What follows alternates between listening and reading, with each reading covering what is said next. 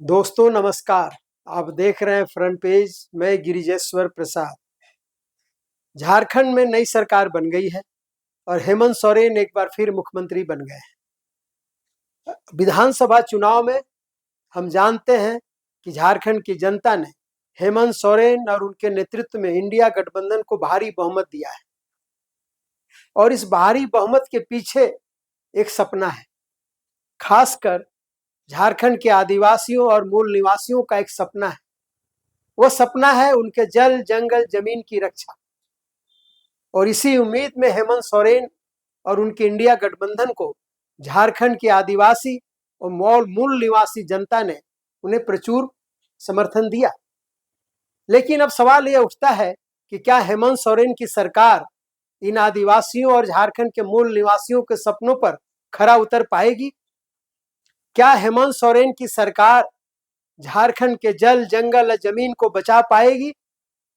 क्या यहाँ के पहाड़ और जंगल बच पाएंगे या इसका भी हश्र वही होगा जो दूसरे राज्यों में हो रहा है? यह सवाल इसलिए उठ रहा है कि हेमंत सोरेन के एक मंत्री कह रहे हैं कि राजस्व बढ़ाने के लिए पहाड़ों को खोदना होगा। वे पहाड़ों को खोदने की बात करते हैं, माइनिंग की बात करते हैं, खदान खोलने की बात कर रहे हैं। तो स्वाभाविक है, जब खदान कहाँ खुलेंगे? जमीन के नीचे पहाड़ों को काटा जाएगा। तो मंत्री के इस बयान के बाद यह सवाल उठ रहा है कि क्या यह मंत्री का निजी बयान है या इसके पीछे सरकार की कोई भूमिका है? क्या सरकार भारतीय जनता पार्टी की उन्हीं नीतियों पर चलना चाहती है जिन नीतियों को झारखंड की जनता ने विधानसभा चुनाव में खारिज कर दिया और भारतीय जनता पार्टी को करारी मात दी? आइए समझने की कोशिश करते हैं कि यह बात कहां से उठ रही है।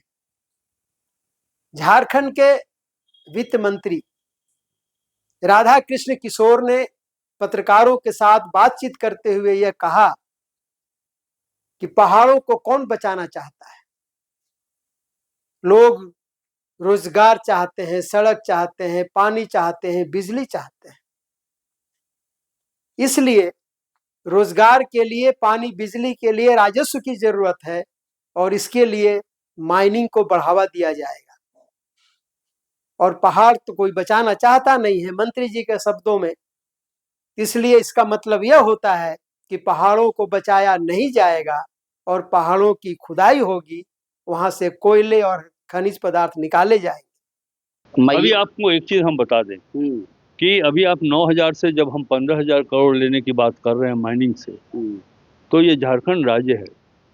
और जो हेमंत सोरेन के पहले की सरकार थी, उनका रेवेन्यू कलेक्शन क्या था माइनिंग में, और यही दूसरे राज्य को आप देख लीजिए। मैं उड़ीसा का कहना चाहता हूँ, उड़ीसा आज उसी माइनिंग से लगभग 30 से 40 हजार करोड़ रुपया प्रति वर्ष ले रहा है। लेकिन समाज का यहाँ एक तबका ये भी है जो कहता है कि भाई हमारा पहाड़ बचाना है, हमारा जंगल बचाना है, हमारी ज़मीन बचानी है, और आप माइनिंग को बढ़ावा देंगे तो वो लोग फिर नाराज होंगे कुछ हद तक कि भाई ये अमुक पहाड़ को इस तरीके से तोड़ा ना जाए। मुझको लगता है कि खींचने की ज़रूरत नहीं है।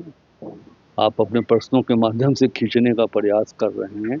कहाँ लोग कर रहा है? सब कोई चाहता है, सब कोई को रोड चाहिए, बिजली चाहिए, अनाज चाहिए, रोजगार चाहिए। तो वो तो पैसा कहीं ना कहीं से तो आएगा ही। अब आप उनको प्रवोक मत करिए कि पहाड़ नहीं खोदेगा। तो ये कोयले और खनिज पदार्थ कौन निकालेंगे? यह पूरे देश का अनुभव बताता है कि यह कॉर्पोरेटी सेठों को सौंप दिया जाएगा। वे कोयला निकालेंगे, खनिज निकालेंगे और यहाँ के आदिवासियों, मूल निवासियों का शोषण एक बार फिर से शुरू हो जाएगा और हमारे खनिज संपदा की लूट भी शुरू हो जाएगी। यह आशंका झारखंड के लोगों के बीच एक बार फिर से घर कर रही है और इसका कारण है मंत्री महोदय का वह बयान। मंत्री महोदय के इस बयान से मध्य वर्ग के नौजवान खुश हो सकते हैं कि चलो खदानें खुलेंगी तो कुछ रोजगार मिल जाएंगे।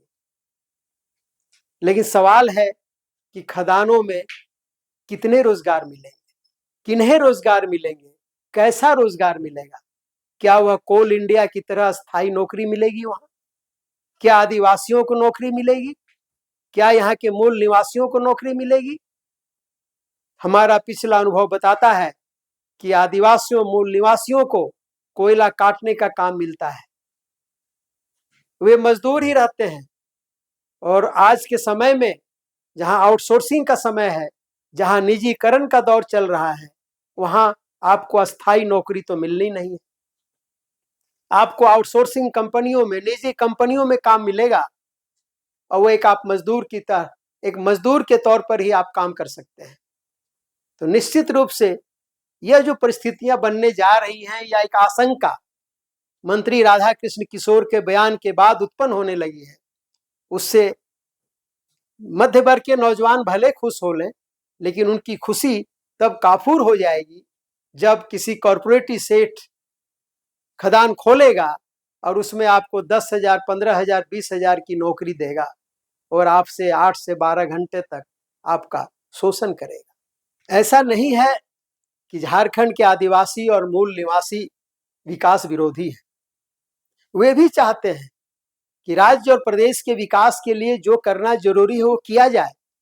झारखंड के आदिवासियों और मूल निवासियों ने झारखंड के विकास के लिए अपना सब कुछ सौंप दिया है और उसी का नतीजा है कि आज झारखंड में जितने खदानें हैं, जितने कल कारखाने हैं, जितने पब्लिक सेक्टर्स की योजनाएं हैं, परियोजनाएं हैं या निजी क्षेत्र की परियोजनाएं हैं, तमाम यहाँ के आदिवासियों और मूल निवासियों की जमीन पर ही बने हुए हैं।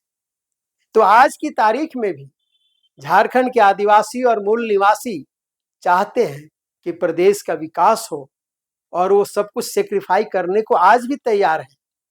लेकिन सवाल है कि उनके पहाड़ काटे जाएंगे, उनके जंगल काटे जाएंगे, उनकी जमीन ली जाएगी और इन जमीन, पहाड़ और खदानों पर कॉरपोरेटी सेठों का कब्जा होगा। लेकिन आखिर आदिवासियों और मूल निवासियों को मिलेगा क्या? क्या उन्हें उन खदानों पर नियंत्रण मिलेगा? क्या उन खदानों में उनकी भागीदारी होगी? खदानों पर नियंत्रण और भागीदारी के लिए आदिवासी और मूल निवासियों का आंदोलन चलता रहा है। उनकी यह बहुत पुरानी मांग है कि ठीक है, आप आइए, हमारी जमीन लीजिए, हमारी जमीन को खोदिए, यहां से खनिज और कोयला निकालिए, लेकिन उस पर नियंत्रण हम आदिवासियों का होना चाहिए, हम मूल निवासियों का नियंत्रण उस पर होना चाहिए। और उसमें हमारा केवल नियंत्रण ही नहीं, उस पर हमारा हक भी होना चाहिए।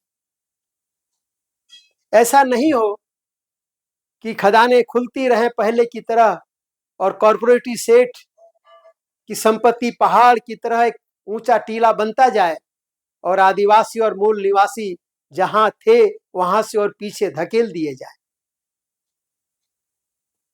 एक वरिष्ठ पत्रकार है झारखंड के, वैसे पूरे देश भर में उन्होंने पत्रकारिता की है और झारखंड उनका ठिकाना है। वे झारखंड के रहने वाले हैं, प्रबल महतो जी।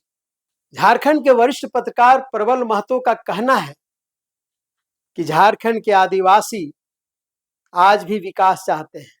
वे विकास विरोधी नहीं हैं, परंतु खदानों पर, परियोजनाओं पर, जो भी प्रोजेक्ट्स खुले उनकी जमीन पर, उनमें आदिवासियों का नियंत्रण होना चाहिए और आदिवासियों का उसमें हक और अधिकार होना चाहिए। और प्रबल महतो का यह भी मानना है कि यदि ऐसा सरकार करती है तो निश्चित रूप से झारखंड के आदिवासियों के लिए, झारखंड की जनता के लिए, झारखंड राज्य के लिए बहुत ही सुनहरा अवसर होगा और इससे झारखंड राज्य का विकास तो होगा ही और पूरे देश भर में झारखंड एक नया संदेश दे सकता है, एक नया मैसेज दे सकता है कि पूरे देश के कोयला खदानों और खनिज खदानों पर किस तरह से आदिवासियों और मूलवासियों को अधिकार दिया जा सकता है और उनका नियंत्रण कायम किया जा सकता है और इसके साथ राज्य की प्रगति को भी सुनिश्चित किया जा सकता है। तो आइए अब देखते हैं आगे कि क्या यह एक मंत्री राधाकृष्ण किशोर का निजी बयान साबित होता है या राज्य सरकार उसी ढर्रे पर चलती है जिस ढर्रे पर भारतीय जनता पार्टी की सरकारें चल रही हैं, या यह एक मंत्री का निजी बयान था और झारखंड की सरकार, हेमंत सोरेन की सरकार झारखंड के जल, जंगल और जमीन की रक्षा कर पाएगी? चलिए फिलहाल इतना ही। धन्यवाद।